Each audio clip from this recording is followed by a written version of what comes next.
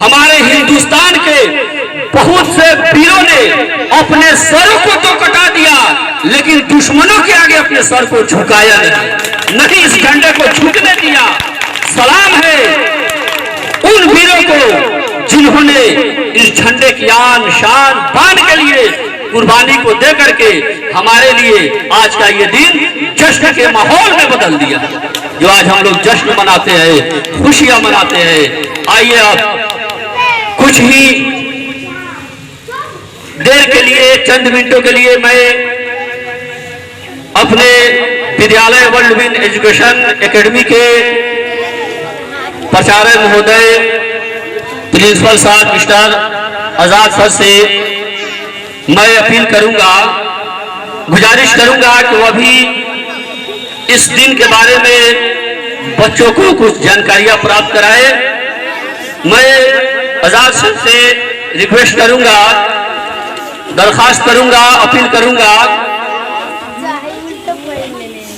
कि वह कुछ ऐसी बातें बच्चों के बीच रखे ताकि यकीनन बच्चे उसे जब सुने तो उन्हें लगे कि वाकई में आज हम कुछ सुने हैं, कुछ हम हासिल किए हैं। बस मैं एक शेर आजाद सर के लिए मैं कहना चाहूं कि शाखों से टूट जाए वो पत्ते नहीं है हम, शाखों से टूट जाए वो पत्ते नहीं है हम, आंधी से कोई कह दे औकात में रहे, अब हवाएं खुद करेंगी रोशनी का फैसला, और जिस दिए में तेल होगा वह दिया रह जाएगा। और आखिर में मैं ये शेर कह देना चाहता हूं कि हिंदुस्तान के शेरों को छेड़े ना कोई, वरना ये मिटते मिटाते भी दुनिया को मिटा देंगे। बहुत बहुत शुक्रिया। देखिए, आज हम लोग 26 जनवरी के दिन में उपस्थित है और आज हम लोग गणतंत्र दिवस मना रहे हैं, रिपब्लिक डे। आइए हम जानते हैं कि आखिर आज ही के दिन 26 जनवरी को ही हम गणतंत्र दिवस क्यों मनाते हैं। हम 27 को क्यों नहीं मनाते, हम 25 को क्यों नहीं मनाते, इसके पीछे का इतिहास क्या है उसको हम जानने की कोशिश करते हैं। जैसा कि पूर्व के वक्ताओं ने बताया कि हमें आजादी मिली 15 अगस्त 1947 को, इस देश को आजादी मिली।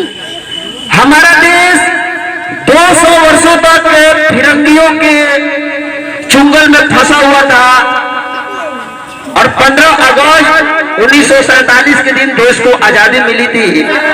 ढेर सारे ऐसे कानून थे जो भारतीयों के खिलाफ था, यहाँ के रहने वाले लोगों के खिलाफ था, महिलाओं के खिलाफ था, बुजुर्गों के खिलाफ था। तब जाके हमारे देश के जो फ्रीडम फाइटर थे, संविधान के जो निर्माता थे, उन्होंने 1946 में, बच्चे ध्यान से समझेंगे, मैं एक एक मुख्य बात आपको बताऊंगा। 1946 में हमारे देश में सही से शासन व्यवस्था चले, क्योंकि देश को नई नई आजादी मिली थी और देश को ऊंचाइयों तक ले जाना था। तो हमारे देश के संविधान निर्माताओं ने 1946 में एक संविधान सभा बनाई और संविधान सभा बनाई जिसका उद्देश्य था कि ऐसा संविधान बनाए जिसमें सबको समान रूप से हक मिले, अधिकार मिले, ना कोई हिंदू, ना कोई मुस्लिम, सिख, ईसाई, किसी को मर्यादा ना मिले और किसी को नीची निगाह से ना देखे, यानी सबको समता की दृष्टि से देखा जाए। तो इससे वो ध्यान में रखते हुए 2 वर्ष 11 माह 18 दिन के कड़ी तपस्या के बाद 395 अनुच्छेद वाला संविधान बनकर तैयार हुआ और 26 नवंबर 1949 को संविधान बनकर तैयार हुआ था। आप याद रखेंगे, 26 नवंबर 1949 को हमारे देश का संविधान बनकर तैयार हुआ था, लेकिन 26 जनवरी को ही गणतंत्र दिवस क्यों मनाया जा रहा है? तो इसके पीछे का इतिहास है, जब 1930 में रावी नदी के किनारे हमारे देश के जो प्रथम प्रधानमंत्री थे पंडित जवाहरलाल नेहरू 12 बजे रात को जब सारे लोग सो रहे थे, उस समय रावी नदी के किनारे झंडा फहराया गया था और यह सपना देखा गया था कि आने वाले समय में भारत को आजादी मिलेगी तो मिलेगी। और उस दिन को यादगार बनाने के लिए 26 जनवरी 1950 को हमारे देश का कॉन्स्टिट्यूशन लागू होता है, संविधान लागू हुआ।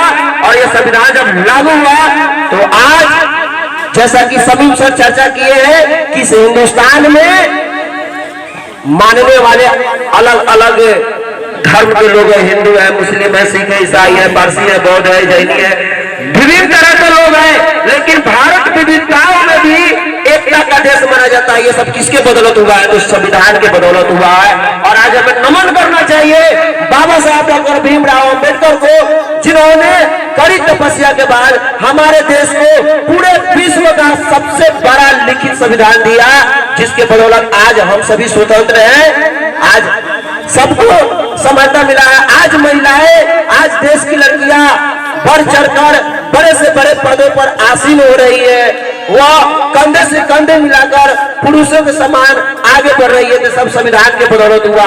आखिर हमें ये झंडा जो तोलन किए, हम लोग झंडा ध्वजारोहण किए, फहराए, इसके पीछे मकसद क्या है? कि हम संविधान की रक्षा करेंगे। आज आप देखिए सरकार विभिन्न तरह के आपकी जो हक है, हुकूम है, आपका जो अधिकार है, उसको छीनने की कोशिश कर रहा है। तो आपको ये जागृत होना होगा, कॉन्स्टिट्यूशन को पढ़ना होगा, संविधान को पढ़ना होगा, जानना होगा कि हमारे देश का इतिहास क्या रहा है। नहीं तो जो हवा बह रही है नफरतों की, मैं कहता हूँ कि ना हिंदू बुरा है ना मुसलमान बुरा है, ना हिंदू बुरा है ना मुसलमान बुरा है, जो नफरत की बात फैलाता है वह इंसान बुरा है, वह इंसान बुरा है।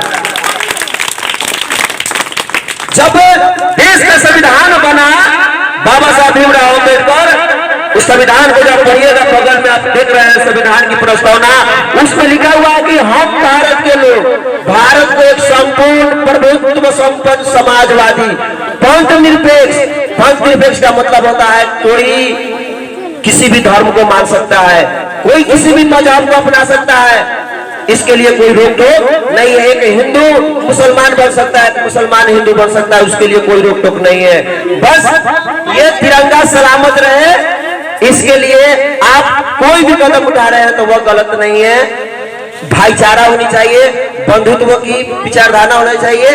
इसको देखते हुए बाबा साहब भीमराव अम्बेडकर ने 26 जनवरी 1950 को हमें संविधान दिया। तब से हमारा देश में गणतंत्र लागू हुआ। आज कोई भी काम हो रहा है तो वह संविधान की धारा के अनुसार हो रहा है, संविधान के नियम एवं कानून के अनुसार हो रहा है। तो मैं सारे बच्चों से ये रिक्वेस्ट करूंगा कि आप संविधान को पढ़े, उसके अधिकार को जाने, नहीं तो आप अपने अधिकार को नहीं जानेंगे तो जो सरकारें हैं आपके अधिकार को छीनकर आपको लुंज पुंज बना देगी, आपको लूला लंगड़ा बना देगी। आप याद कीजिए उस दौर को जब महिलाओं को पढ़ने का अधिकार नहीं था, महिलाएं घर की सिर्फ दासी थी, वह घर में ही रहती थी, बच्चे बड़े शिक्षा को ग्रहण नहीं कर सकते थे।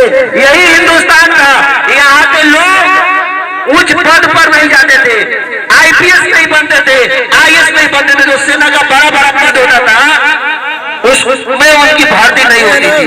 लेकिन आज इंडिया का संविधान है, आज गणतंत्र है, लोकतंत्र है, जिसके बदौलत आज राजा कौन बन रहा है?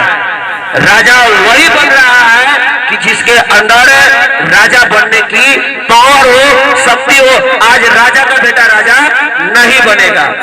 आप बड़े अपने हक को जाने, अपने अधिकार को जाने, लेकिन कैसे होगा? इसके लिए आपको मन से, दिल से ये नहीं कि आज हम रिपब्लिक डे मनाए और फिर अपने घर चले गए, तो इससे कुछ होने वाला नहीं है। तो तब जाकर 26 जनवरी जो 1950 को हमारा संविधान लागू हुआ, उसी खुशी में उस दिन को यादगार बनाने के लिए हम लोग प्रत्येक 26 जनवरी को रिपब्लिक डे मनाते हैं। तो मैं फिर से उन तमाम वीरों को, शहीदों को, तमाम वीरांगनाओं को और हमारे संविधान सभा के जितने भी सदस्य थे उन सबको नमन करते हुए मैं उपस्थित सभी देशवासियों सहित प्यारे बच्चों को विशेष बधाई देते हुए मैं अपने वाणी को विराम देता हूँ। जय हिंद, जय भारत।